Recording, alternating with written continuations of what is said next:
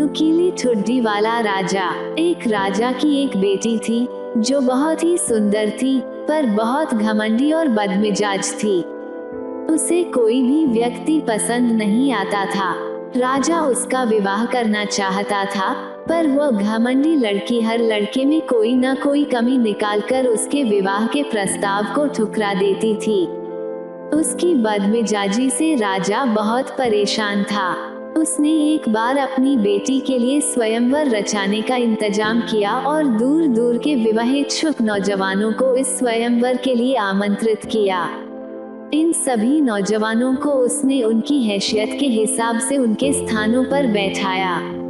इसके बाद उसने अपनी बेटी को उन राजाओं और राजकुमारों की सभा में बुलवाया ताकि वह अपनी इच्छा से किसी को भी अपना पति चुने।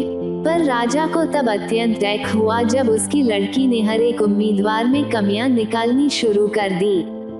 उसके लिए कोई बहुत मोटा था तो कोई बहुत पतला, कोई बहुत लंबा था तो कोई बहुत छोटा। किसी की शक्ल मरीज की तरह पीली थी तो किसी की तरबूज की तरह लाल।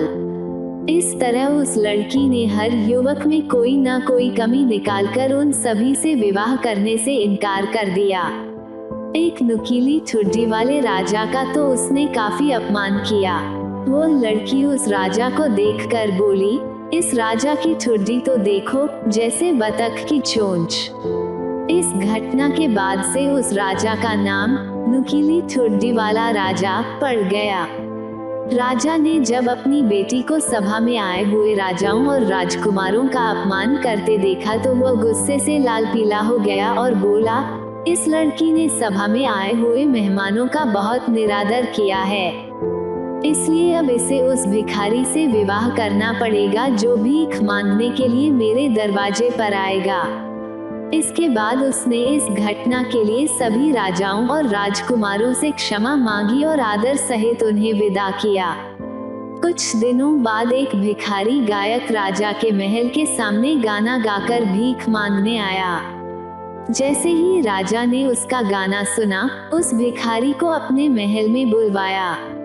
वह मैले कुचैले कपड़ों वाला भिखारी जब महल में पहुंचा तो राजा बोला, मुझे तुम्हारा गाना बहुत ही पसंद आया, मैं तुम्हें इसके बदले अपनी बेटी उपहार में देता हूँ। आज से तुम ही मेरी बेटी के पति हो।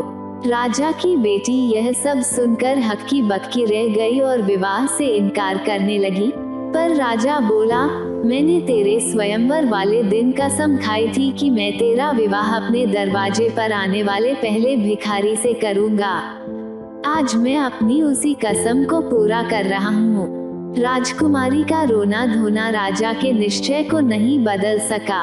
राजा ने उसी समय राजपुरोहित को बुलवाकर अपनी बेटी का विवाह उसी भिखारी गायक के साथ कर दिया।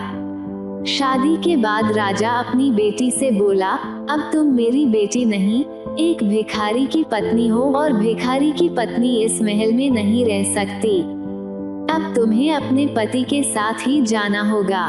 राजकुमारी को राजा की आज्ञा के अनुसार अपने पिता के महल को छोड़कर अपने भिखारी पति के साथ जाना पड़ा।